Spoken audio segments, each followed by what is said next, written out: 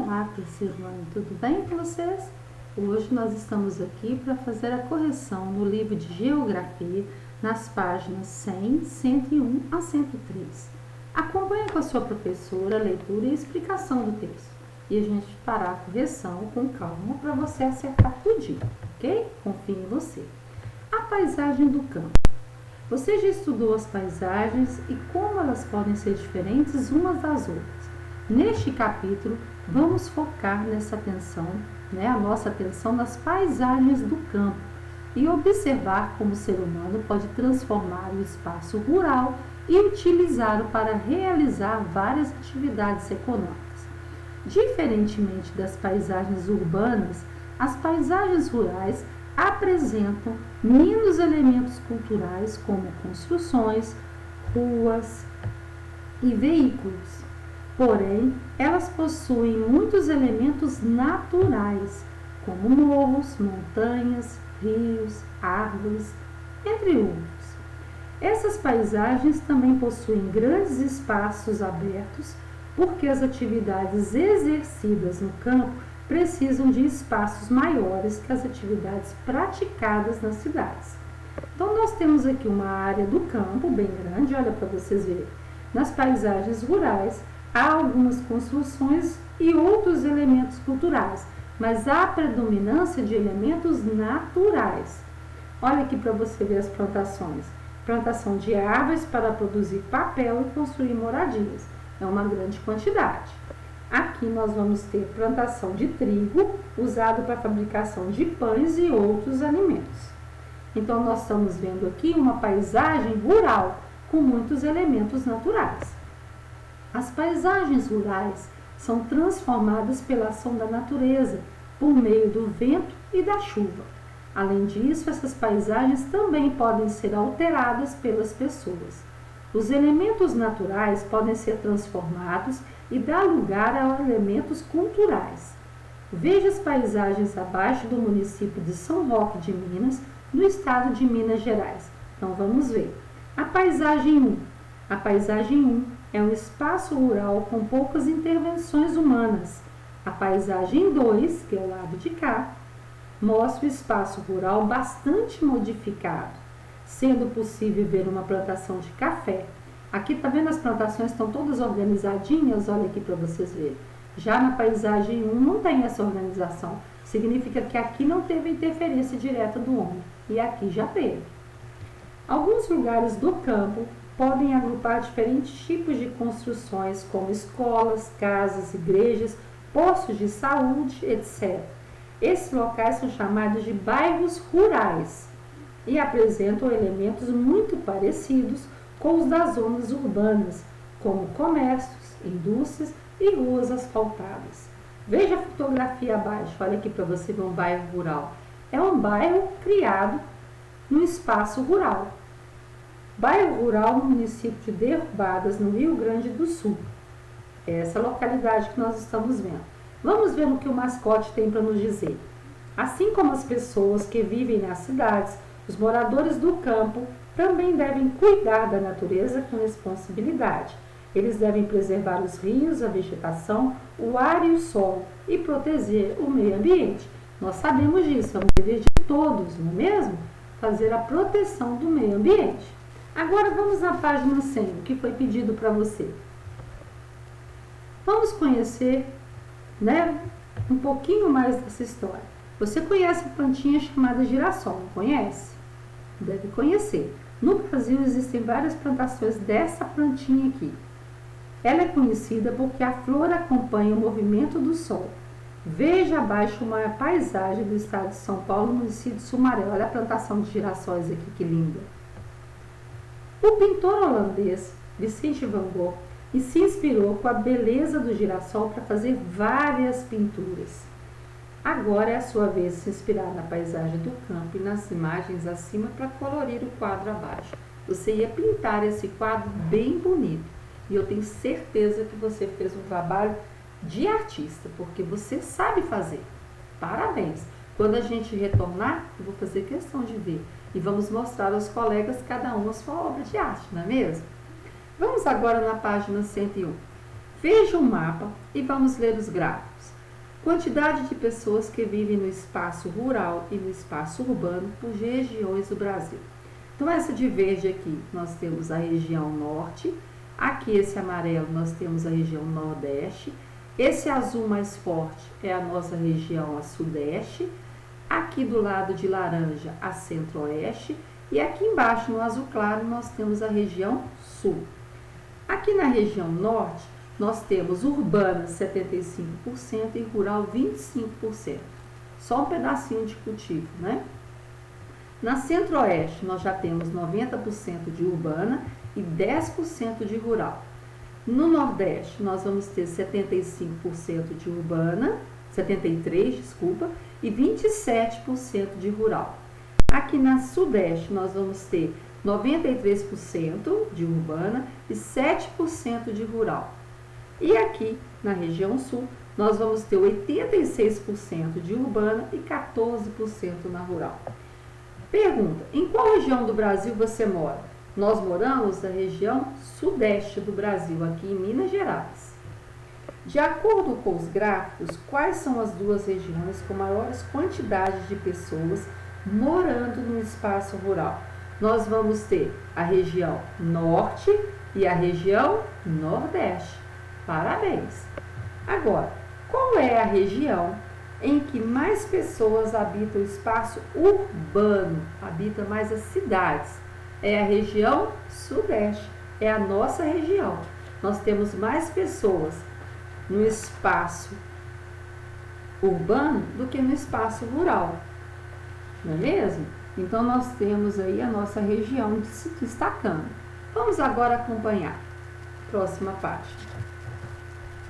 Quem trabalha no campo? Vamos conhecer os trabalhadores do campo. Muitas pessoas que moram nas cidades têm o hábito de tomar suco de laranja no café da manhã. A laranja é um alimento cultivado em grandes quantidades no espaço rural. Para chegar até a mesa das pessoas, a produção do suco de laranja depende de vários trabalhadores no campo, que utilizam conhecimento e tecnologia em seu trabalho. Para chegar o suquinho gostoso lá na mesa, passa por uma série de etapas.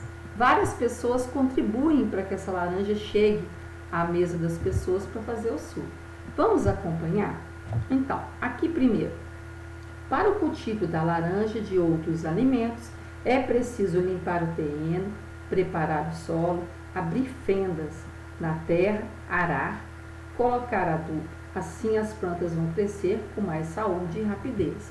É necessário preparar o terreno para que na hora que você vai plantar as mudas, no caso aqui é de laranja, mas qualquer muda que você vai plantar, é necessário que você prepare o terreno antes, que ele tenha nutrientes para receber essa planta. Depois, o cultivo precisa de cuidados para que as plantas cresçam e deem frutos. Um desses é o cuidado com a irrigação, ou seja, molhar a planta. Nós temos terrenos que não tem muita água perto, então é necessário fazer tubulações, tirando a água dos rios para levar até as plantas, o que a gente chama de irrigação. Depois, o cultivo pode ser feito com muitas mudas, né, que são as mudas que você já fez, jovens ou sementes, depende da planta que você vai fazer.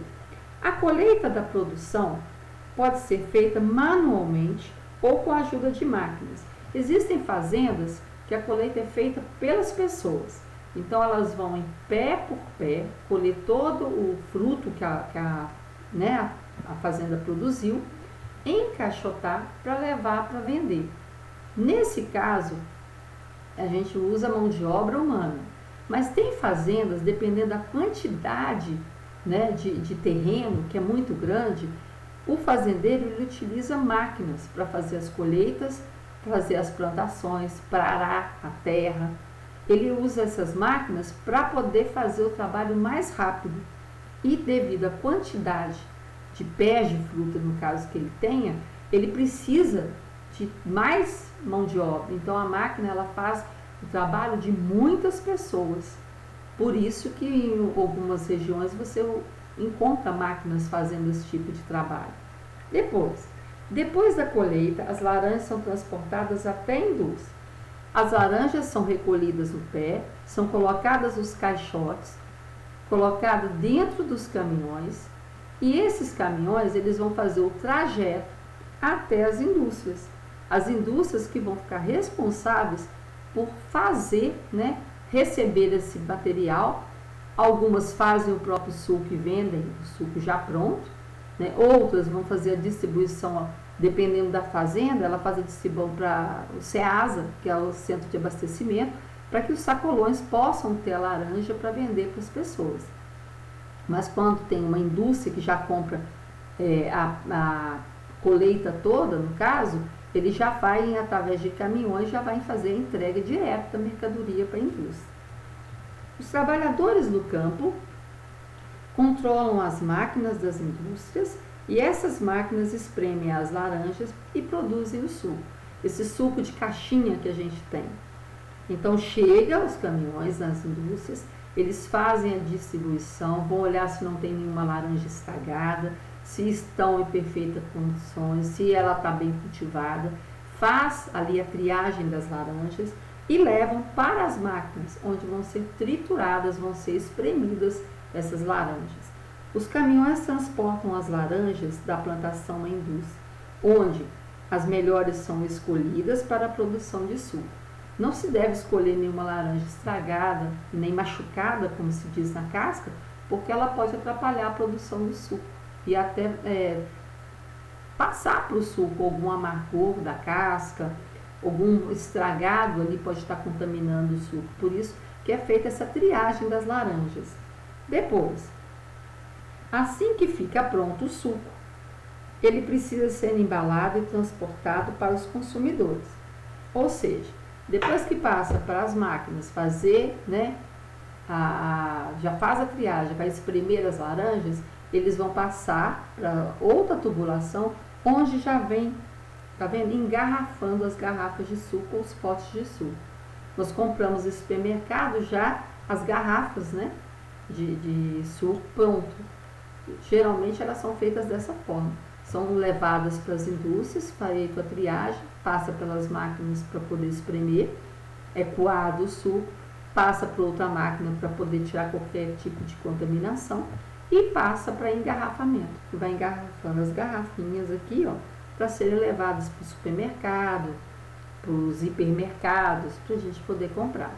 Os alimentos não caem do céu nem brotam nas prateleiras dos supermercados até chegarem à nossa mesa. Do livro Do Campo à Mesa, Os Caminhos do Alimento, você verá que é necessário o trabalho de muitas pessoas para que o alimento chegue à nossa casa. Você pode ler o livro para você saber mais sobre esses alimentos. Nós sabemos que os alimentos eles não vêm diretamente da fabricação, da fazenda, direto para a nossa casa.